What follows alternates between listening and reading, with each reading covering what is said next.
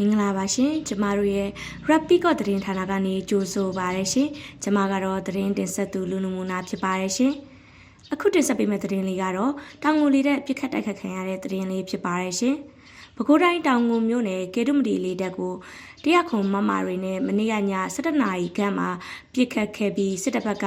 စစ်ကြောင်းထိုးလာတယ်လို့ BWM တာဝန်ရှိသူတို့ကကျမတို့သတင်းမီဒီယာကိုပြောထားပါရရှင်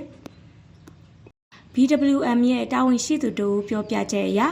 စစ်တပ်ကအနီးနားဝန်းကျင်ကရွာတွေကိုစစ်ကြောင်းထိုးနေပြီးလေတပ်ထဲကိုလူနာတင်ကားတွေဝင်ထွက်လုံနေတယ်လို့သိရပါတယ်ရှင်။စစ်တပ်ကတော့အဆိုပါလေကြောင်းတိုက်ခိုက်ခံရမှုနဲ့ပတ်သက်ပြီးအပြင်းမထွက်ဖို့ပြင်းပြင်းထန်ထန်သတိပေးထားသလို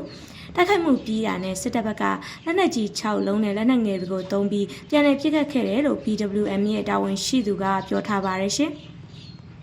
ဆိုပါတိုက်ခိုက်မှုကို Brave Warriors for Myanmar BWM အဖွဲ့၏ဦးဆောင်မှုဖြင့် Mountain Knife Civilian Defense Force MKCDF Anti-Coup People Liberation Force ACPLF အဖွဲ့တို့က